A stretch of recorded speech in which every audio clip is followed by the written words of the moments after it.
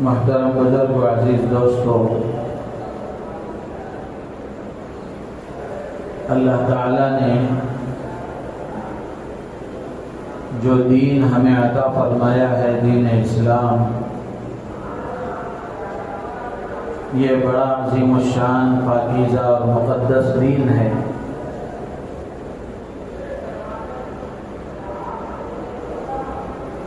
دین اور دین کا ہر حکم، شریعت اور شریعت کا ہر عمل، یہ ہمارے لیے ذریعہ ہدایت بھی ہے اور دنیا اور آخرت میں نجات کا سبب ہے۔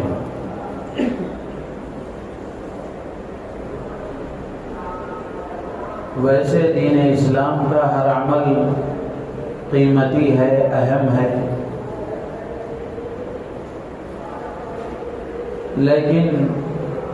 دین اسلام کے کچھ اعمال، کچھ احکام اتنے اہم ہیں کہ اگر آدمی اس کی طرف خصوصی توجہ کرتے ہوئے اس کو عملی زندگی میں اختیار نہ کرے اور اس کے مطابق زندگی نہ گزارے اور ان اہم اعمال پر عمل نہ کرے، تو ایسا انسان بظاہر دیندار، نمازی، حاجی ہونے کے باوجود اللہ کے یہاں بے دین سمجھا جائے گا اور دنیا سے بے دینی اور جہالت کے ساتھ جائے گا۔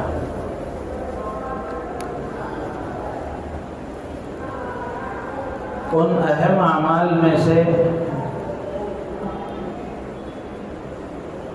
ایک اہم عمل ہے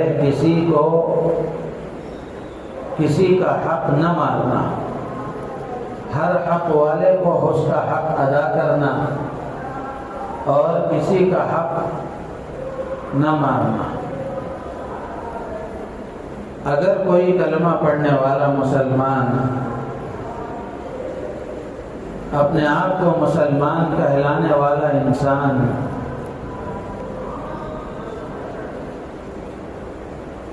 اللہ کو ماننے کے بعد سرکار دو عالم صلی اللہ علیہ وسلم کی رسالت کو تسلیم کرنے کے بعد کسی مسلمان بھائی کا ناحق مال ہڑپ کر لے یا اس کا حق مار دے، رشتہ داروں کا حق دبا دے یا اپنی بہنوں کی وراثت ہڑپ کر جائے،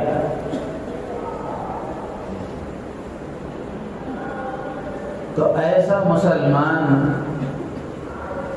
اور ایسا انسان اللہ کی نگاہ میں بدترین مجرم ہے۔ تو کسی کو اس کا حق دیے بغیر اس کے حق سے محروم کر دینا، اس کا حق مار دینا، حق دبا دینا، ناحق اس کا مال استعمال کر دینا، بہنوں کو وراثت سے محروم کر دینا،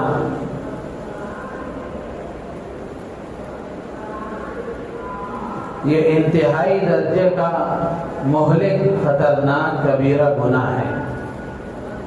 قرآن پاک میں اللہ تبارک و تعالی نے کئی آیتوں میں صاف اور صریح الفاظ میں اللہ نے یہ حکم دیا اپنے ماننے والوں کو، وَآتِ ذَا الْقُرْبَى حَقَّهُ، کہ رشتہ داروں کو ان کا حق دیا کرو۔ اسی طرح آگے اس آیت میں اور بھی ہے، مسکینوں کو، بیواؤں، یتیموں، مجبوروں کو ان کا حق ادا کرو، مسافروں کا حق ادا کرو۔ اسی طرح کا حکم ایک اور آیت میں بھی اللہ نے دیا، فَآتِ ذَا الْقُرْبَى حَقَّهُ، کہ رشتہ داروں کو ان کا حق دیا کرو۔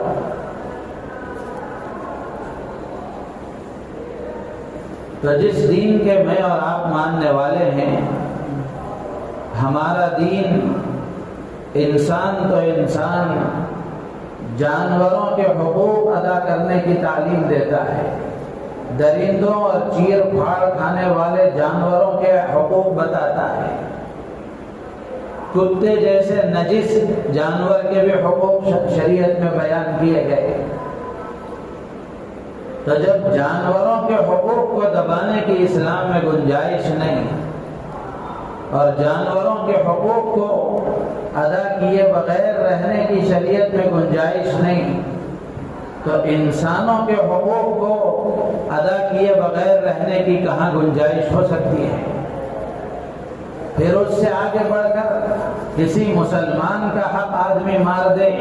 اس کی کہاں گنجائش ہو سکتی ہے؟ اور اس سے آگے بڑھ کر اپنے رشتہ داروں کا حق آدمی نہ دے، اس کی کہاں گنجائش ہو سکتی ہے؟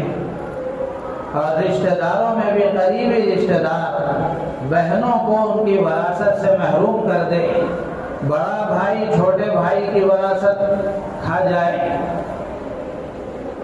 اس کی شریعت میں کہاں گنجائش ہو سکتی ہے؟ تو میرے عزیز و دوست و بزرگوں، شریعت کے احکامات میں سے ایک اہم حکم ہے، ایک اہم چیز ہے، ہر حق والے کو اس کا حق دینا، کسی کو اس کے حق سے محروم نہ کرنا، کسی کا حق نہ دبانا، یہ بڑی اہم چیز ہے۔ آج ہم اپنے معاشرے پر نظر ڈالیں، اپنے خاندانوں، قبیلوں، گھرانوں پر نظر ڈالیں اور ہر آدمی اپنے آپ میں دیکھے کہ آج معاشرے میں بے برکتی، نحوستیں، مصیبتوں اور بلاؤں کا ایک بڑا اور اہم سبب مظلوموں کی آہوں اور بددعاؤں کا آدمی کا مستحق ہونا ہے، کہ آدمی جس کا حق دبا رہا ہے، جس کو اس کے حق سے محروم کر رہا ہے، ظاہر سی بات ہے کہ اس کی آہیں اس کی زندگی کا چین و سکون ختم کر دیتی ہیں۔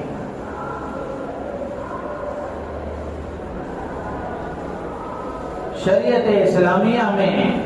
حقوق کی ادائیگی کی تعلیم دی گئی اور حقوق سے کسی کو محروم نہ کرنے کی تاکید کی گئی۔ جو آدمی کسی کا حق مار دیتا ہے، کسی کو اس کے حق سے محروم کر دیتا ہے، نہ اس کی دعائیں قبول ہوتی ہیں، نہ بیماری میں اس کی دوائیں اس پر کچھ اثر کرتی ہیں، نہ اس کی عبادتیں اس کے لیے کچھ کام آتی ہیں،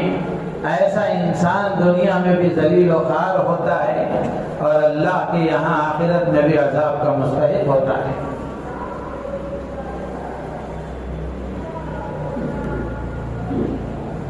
حدیث کی کتابوں میں ایسے بے شمار واقعات لکھے ہیں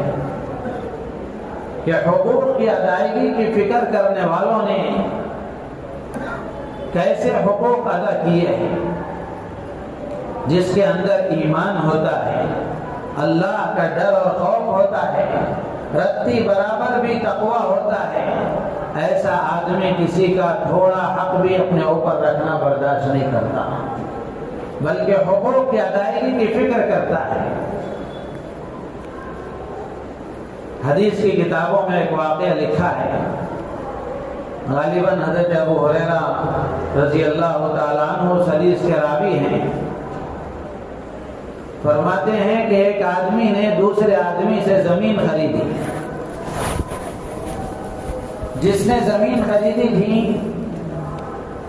اس نے معاملہ مکمل کر لینے کے بعد کاشتکاری کے لیے، کھیتی باڑی کے لیے اور اس کو آباد کرنے کے لیے اس نے زمین کو کھودا۔ تو جیسے ہی زمین کی کھدائی ہوئی، زمین کے اندر سے سونے کا ایک گھڑا، ایک برتن بڑا جس میں سونا تھا بڑی مقدار میں،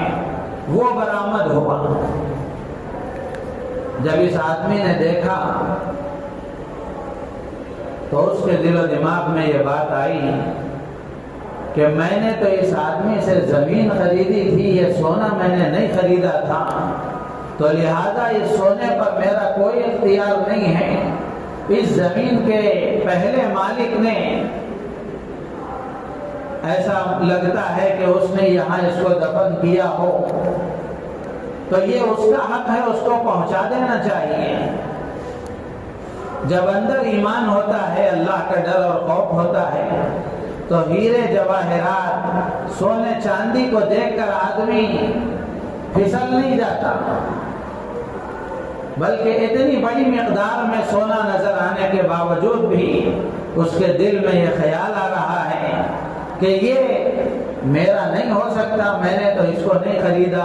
میں نے تو زمین خریدی تھی، لہذا جس سے اس نے زمین خریدی تھی یہ پورے کا پورا سونا اور وہ گھڑا لے جا کر اس نے اس کو پیش کر دیا اور کہنے لگا کہ بھائی میں نے آپ سے زمین خریدی تھی، زمین کے اندر کی یہ چیز میں نے آپ سے نہیں خریدی تھی، لہذا یہ میرا نہیں ہو سکتا، میں اس کا مالک نہیں ہوں، اس میں میرا کوئی حق نہیں ہے، آپ کا ہے، اس لیے میں نے آپ کی خدمت میں پیش کر دیا۔ سامنے والا بھی، وہ بھی ایماندار تھا، امانت دار تھا، وہ بھی متقی پرہیزگار تھا۔ اس نے دیکھا تو اس نے کہا کہ میں نے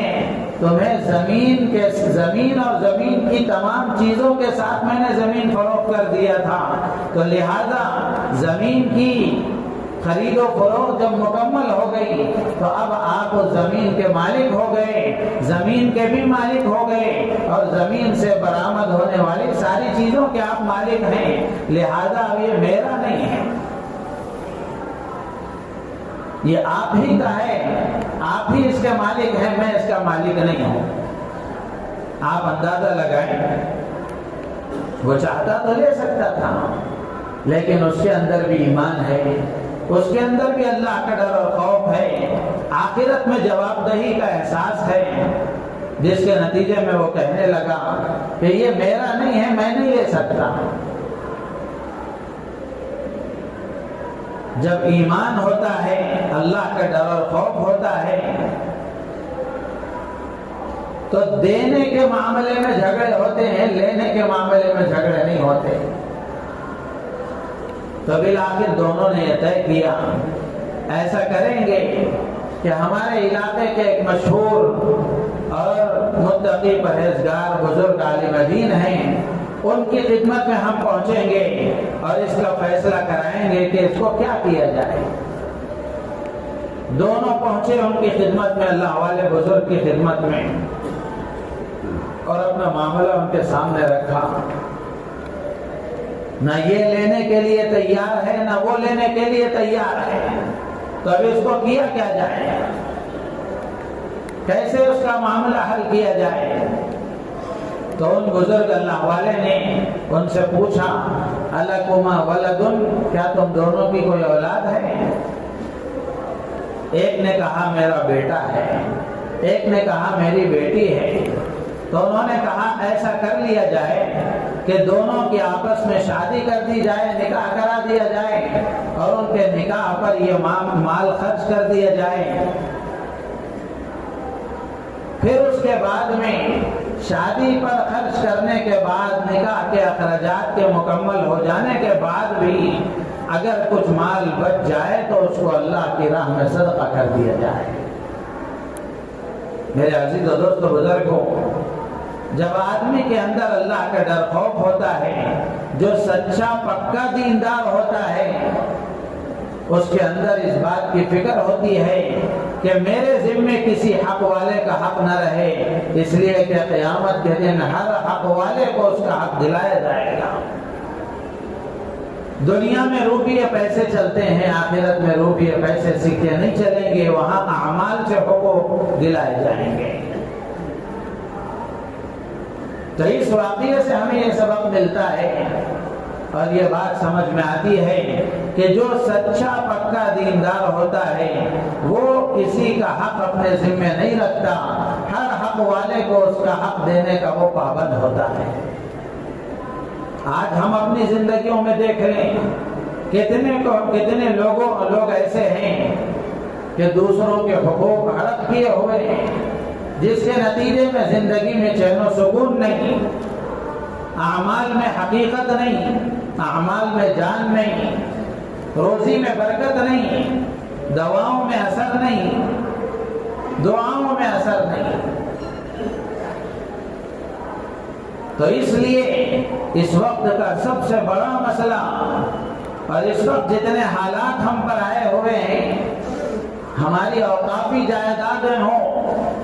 ان پر بھی جو حکومت کی نظر پڑی ہے اور ان پر بھی قانون بنا کر قانون کے دائرے میں ان کو ہڑپنے کی جو کوششیں ہوئی ہیں، وہ اسی لیے ہوئی ہیں بقول ہمارے ملک کے بزرگ عالم دین فقیہ العصر حضرت مولانا خالد سیف اللہ صاحب رحمانی دامت برکاتہم، جو مسلم پرسنل لا بورڈ کے صدر محترم بھی ہیں۔ حضرت نے 2-3 جمعہ پہلے ایک مضمون لکھا تھا، اس میں حضرت نے یہ بات لکھی تھی کہ یہ جو وقف کا قانون ہم پر مسلط کرنے کی کوششیں ہو رہی ہیں اور اس کی آڑ میں مسلمانوں کو کنگال بنانے کی اور ان کو بے وزن اور بے وقعت کرنے کی کوششیں کی جا رہی ہیں، مساجد و مدارس کو اوقافی جائیدادوں کو چھیننے کی جو کوششیں کی جا رہی ہیں، حضرت نے لکھا تھا کہ یہ مسلمانوں کی حرام خوری کی وجہ سے یہ قانون ہم پر مسلط ہوا ہے کہ جو وقف کے نگران بنائے گئے، جن کو اوقافی جائیدادوں کی نگرانی کی ذمہ داری دی گئی، اگر آپ دیکھیں گے تو انہوں نے اوقافی جائیدادوں کو ہڑپ لیا، وقف کی جائیدادوں کو فروخت کر دیا، یا پھر اس میں خرد کر کے آگے پیچھے کر کے ان زمینوں کو ہڑپ لیا، جس کے نتیجے میں اللہ نے یہ ظلم ہم پر مسلط کیا ہے۔ اسی طریقے سے ہر آدمی اپنے گھر کے معاملے میں دیکھے، اپنے خاندان قبیلے کے بارے میں دیکھیں، کتنے لوگ ایسے ملیں گے آپ کو کہ دوسروں کا مال ہے، دوسروں کے حق ہیں، لیکن ان حقوق کی ادائیگی کی کوئی فکر نہیں، حق دبائے ہوئے ہیں، مال دبائے ہوئے ہیں، اس کی ادائیگی کی کوئی فکر نہیں۔ تو اسی لیے شریعت اسلامیہ میں ہر مسلمان کو تاکید کے ساتھ اس بات کا حکم دیا گیا کہ وہ آتی ذی القربى حقہ، کہ ہر حق والے کو اس کا حق دیا جائے۔ بظاہر آدمی دیندار نظر آتا ہے، نماز کا پابند ہے، روزے کا پابند ہے، لیکن مالی معاملات میں حقوق کی ادائیگی میں کمزوری ہے۔ کتابوں میں قصہ لکھا ہے کہ جب حقوق دبائے جاتے ہیں تو اس کا اثر آدمی کی زندگی پر کیسے پڑتا ہے۔ سعودی عرب کا ایک شہر ہے ریاض، وہاں کے ایک مالدار کا قصہ کتابوں میں لکھا ہے۔ بڑا مالدار تھا، کئی فیکٹریاں، کئی پرائیویٹ ادارے، ان کا وہ مالک تھا، وہ چلاتا تھا، لیکن اس کے بازو میں، شولڈر میں بہت زیادہ درد تھا، بہت علاج و معالجہ کرایا،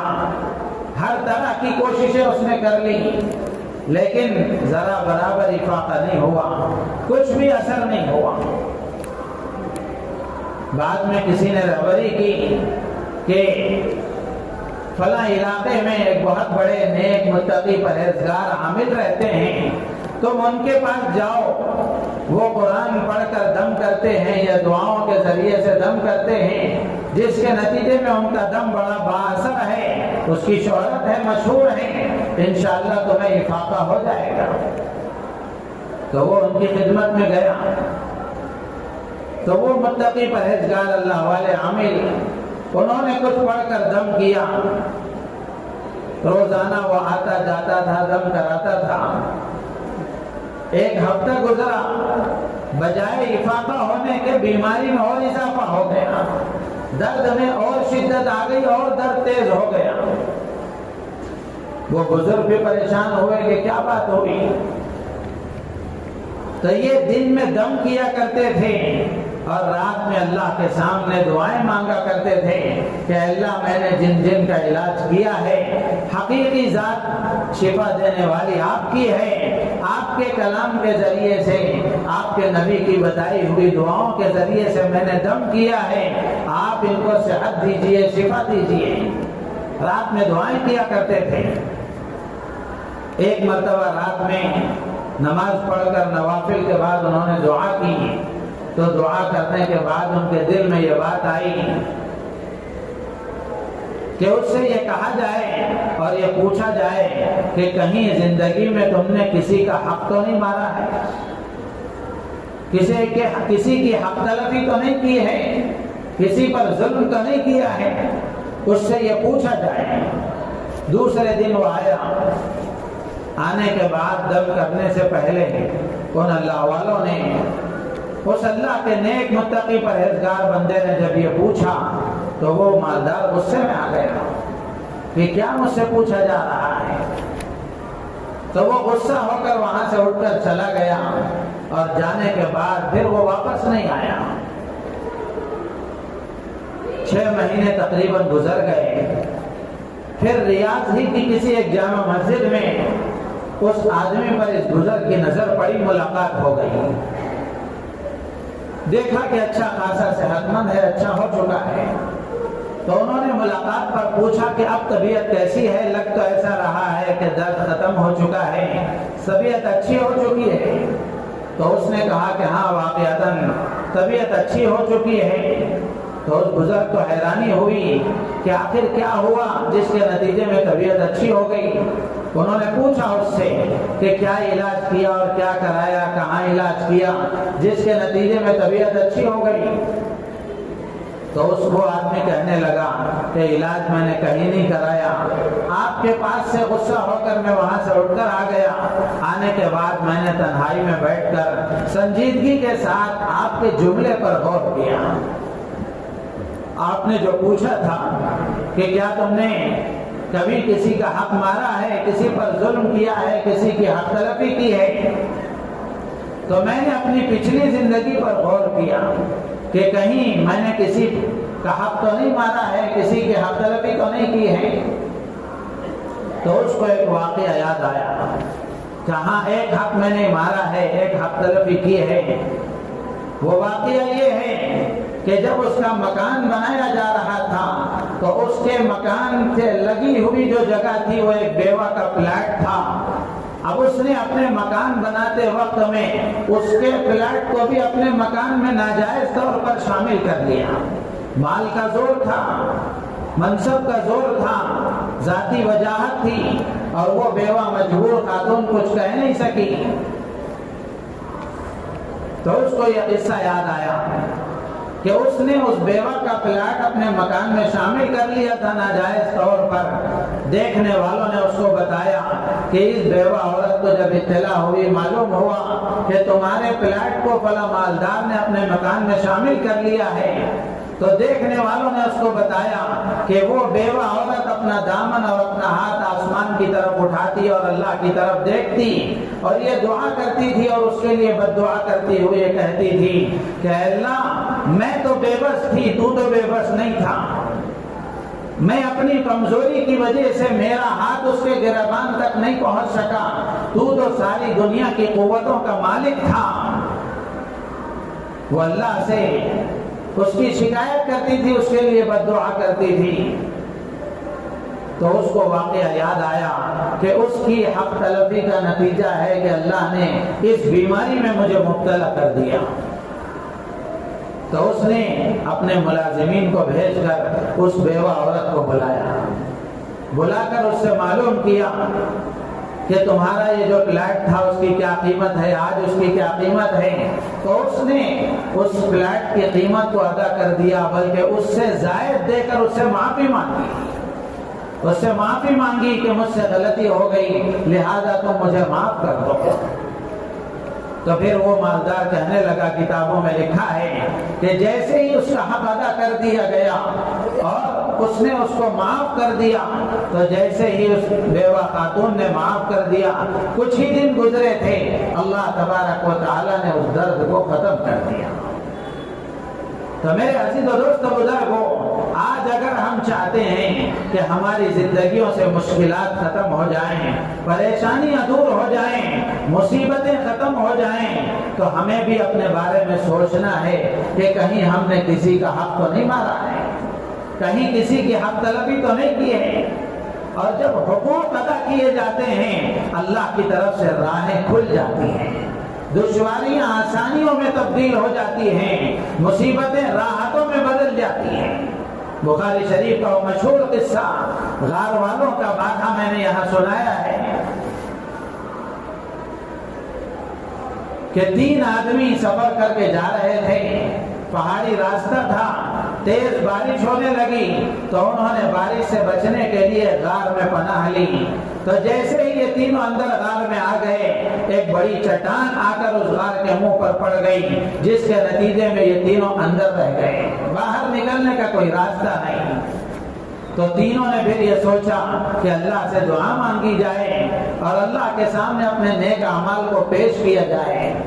تو تینوں میں سے ہر ایک نے ایک ایک عمل پیش کیا۔ ان میں سے ایک آدمی نے یہ عمل پیش کیا کہ اللہ، میرے یہاں ایک مزدور کام کیا کرتا تھا، وہ ایک مرتبہ بغیر مزدوری لیے چلا گیا کسی وجہ سے، پھر وہ واپس نہیں آیا، میں نے اس کی مزدوری کو، اس کا جتنا مال تھا اس کو اپنے کاروبار میں لگایا، بڑھایا، وہ مال بڑھتا رہا، ایک لمبے عرصے کے بعد وہ مزدور پھر میرے پاس واپس آیا، آ کر اس نے مجھ سے اجرت طلب کی اور مجھ سے وہ مزدوری مانگی۔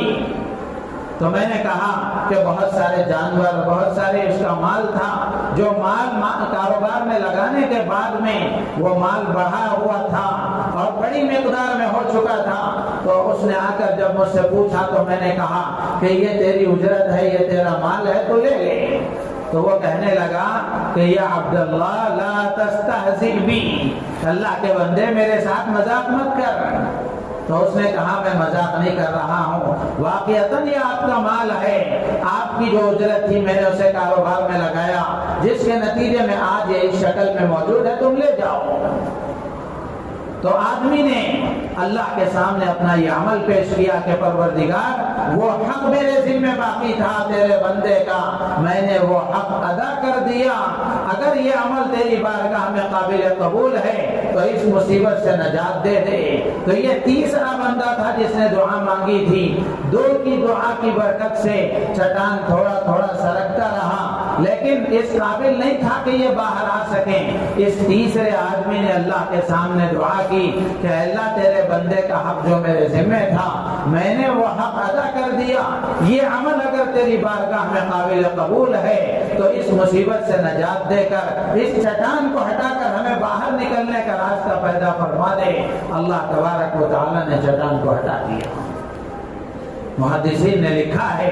کہ جب حقوق ادا کیے جاتے ہیں اللہ تعالیٰ مشکلات دور فرما دیتے ہیں، راہیں کھل جاتی ہیں، سہولتیں اللہ تعالیٰ پیدا کر دیتے ہیں۔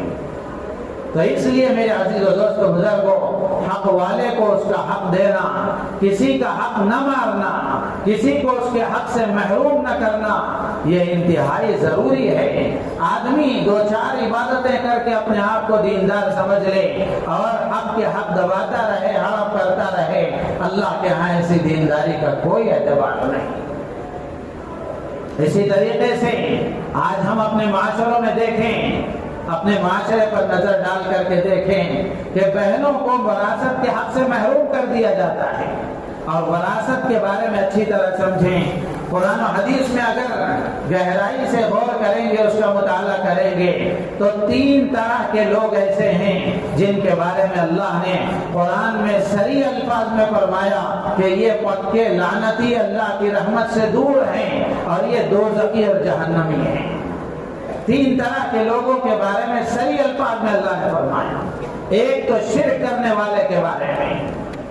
اللہ نے صاف فرمایا انه من يشرك بالله فقد حرم الله عليه الجنة ومأواه النار، کہ جو اللہ کے ساتھ شریک کسی کو ٹھہراتا ہے، شرک کرتا ہے، چاہے اللہ کی ذات میں ہو چاہے اللہ کی صفات میں ہو، اگر شرک کرتا ہے اللہ نے صاف الفاظ میں فرمایا کہ اللہ نے اس پر جنت کو حرام کر دیا ہے، جہنم اس کا ٹھکانہ ہے۔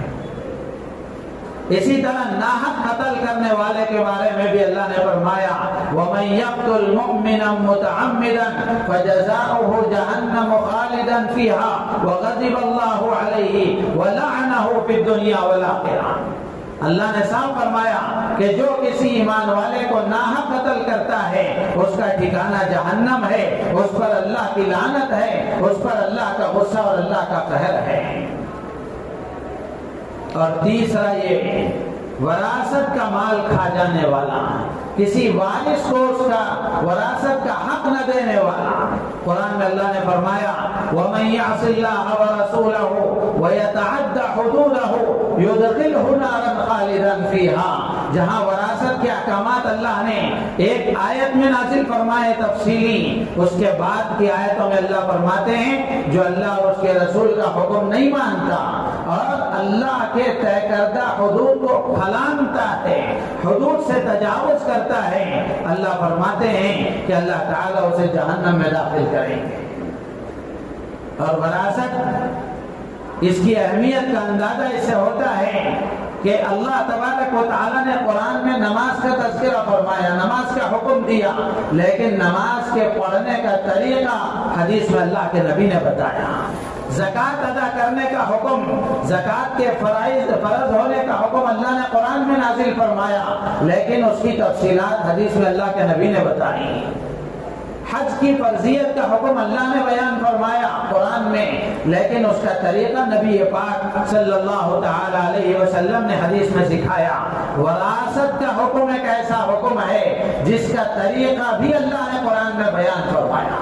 کہ کس وارث کو کتنا حصہ ملے گا، باپ ہے ماں باپ کو کتنا حصہ ملے گا، بھائی بہنوں کو کتنا حصہ ملے گا، اولاد کو کتنا حصہ ملے گا، بیٹے کو کتنا حصہ ملے گا، بیٹی کو کتنا حصہ ملے گا، یہ اللہ نے قرآن میں وضاحت کے ساتھ فرمایا۔ اور پھر آگے اللہ فرماتے ہیں فریضۃ من اللہ، یہ اللہ کی طرف سے طے کردہ مقرر کردہ حکم ہے،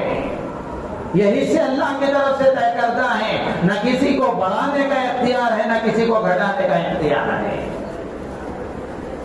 میرے عزیز و دوست بزرگوں، لیکن آج ہم دیکھ لیں ہمارے معاشرے کا مزاج ایسا بن گیا کہ بہنوں کے وراثت کا جو حصہ ہے، بیٹیوں کی وراثت کا جو حصہ ہے، ان کو وراثت کا حق نہیں دیا جاتا، اور یہ کہہ دیا جاتا ہے کہ ہم نے شادی میں تمہارے اتنے پیسے خرچ کیے، تمہارے جہیز میں اتنے پیسے خرچ کیے۔ اسی لیے ہمارے بزرگوں نے، مسلم پرسنل بورڈ کے بزرگوں نے کچھ دنوں پہلے، 1 سال 2 سال پہلے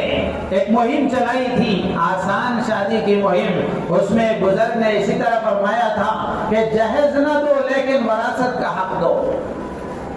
جہیز نہ دو لیکن وراثت کا حق دو۔ شادیوں میں اتنے لمبے لمبے خرچ کرنے کا نہ اللہ نے حکم دیا نہ رسول اللہ نے بتایا، یہ تو لعنت ہم نے اپنے اوپر سوار کر لی ہے، اور یہ کر کے اتنا لمبا خرچ کر کے اس سے اللہ بھی ناراض، اللہ کے نبی بھی ناراض۔ یہاں وراثت کا حق یہ اللہ کی طرف سے طے کردہ ہے، اس کو ادا کریں گے اللہ راضی ہوں گے۔ یہاں خرچ کر کے اللہ کو ناراض کرنے کے لیے تو مسلمان تیار ہے، لیکن وراثت کا حق دے کر اللہ کو راضی کرنے کے لیے تیار نہیں۔ تو میرے عزیز و دوست بزرگوں، حق والوں کا حق ادا کرنا یہ مسلمان کی ذمہ داری ہے۔ یہ مسلمان کی شان ہی نہیں ہے کہ مسلمان کسی کا حق مارے، کسی کو اس کے حق سے محروم کرے۔ حقوق کی ادائیگی کی مثالیں کتابوں میں بے شمار لکھی ہیں کہ اللہ کے نیک بندوں نے کیسے حقوق کے لیے ادائیگی کے واقعات قائم فرمائے۔ حضرت عبداللہ ابن مبارک رحمۃ اللہ علیہ کے بارے میں آتا ہے کہ حدیث کے درس کے لیے ایک مرتبہ وہ بہت لمبا سفر کر کے کسی محدث کے پاس گئے، جا کر وہاں ان سے انہوں نے حدیث کا درس لیا، پھر اس کے بعد وہ لمبا سفر کر کے واپس آ گئے۔ واپس گھر پہنچنے کے بعد اپنے تھیلی میں دیکھا کہ کسی ساتھی کا قلم رہ گیا، کسی ساتھی کا قلم رہ گیا۔ وہ لکڑی کے قلم پہلے ہوا کرتے تھے، وہ لکڑی کا قلم بیگ میں ان کی تھیلی میں رہ گیا، تو ان کو بے چینی ہوئی، بے قراری ہوئی۔ پھر اتنا لمبا سفر کر کے وہ وہاں گئے اور جا کر وہ لکڑی کا قلم اس کو پہنچا کر آئے۔ میرے عزیز و دوست و بزرگوں، ہم اپنی زندگیوں میں پیٹرول کر کے دیکھیں کہ کیا حق کی ادائیگی کا ایسا جذبہ ہمارے اندر موجود ہے؟ کتنے حقوق ہم نے اپنے ذمہ باقی رکھے ہیں؟ ایک واقعہ عرض کر کے اپنی بات ختم کروں گا۔ کتابوں میں لکھا ہے کہ ایک محدث کا آخری وقت تھا، بے چین تھے، بے قرار تھے، گھبراہٹ کا شکار تھے، پریشان تھے۔ لوگوں نے پوچھا کہ حضرت کیا بات ہے، پریشانی کس بات کی؟ زندگی ساری اللہ کی عبادت میں گزری ہے، اللہ کو راضی کرنے والے اعمال میں گزری ہے، پھر پریشان کیوں ہیں آپ؟ تو وہ کہنے لگے کہ ایک واقعے کی وجہ سے پریشانی ہے، باقی اور کچھ مسئلہ نہیں ہے۔ وہ واقعہ یہ ہے کہ ایک مرتبہ گھر میں پانی نہیں تھا اور گھر میں مٹی بھی نہیں تھی جس پر میں تیمم کر سکوں، تو میں گھر سے باہر نکلا، پڑوسی کی دیوار سے لگ کر وہاں مٹی پڑی ہوئی تھی، میں نے اس مٹی پر پڑوسی کو پوچھے بغیر تیمم کر لیا۔ اب اس وجہ سے میں پریشان ہوں اور ڈر رہا ہوں کہ اگر اللہ قیامت کے دن پوچھے کہ تم نے اس کی مٹی کو بنا پوچھے کیسے استعمال کر لیا، تو میں کیا جواب دوں؟ اس لیے پریشان ہوں۔ تو میرے عزیز و دوست و بزرگوں، حق کا ادا کرنا، حق تلفی نہ کرنا، یہ اس وقت کی سب سے بڑی ضرورت ہے۔ اور اس وقت کی جو مصیبتیں، پریشانیاں اور آفتوں بلاؤں کا ہم شکار ہیں، ان کے بہت سارے اسباب میں سے ایک بڑا سبب یہ بھی ہے کہ آدمی حق تلفی کا شکار ہے، اور جس کا حق دبایا جا رہا ہے، جس کا حق مارا جا رہا ہے، اس مظلوم کی آہیں اللہ تبارک و تعالیٰ کے عرش کو ہلا دیتی ہیں، اور اس کی آہوں کی وجہ سے ہماری زندگی بے چین اور بے قرار ہو جاتی ہے۔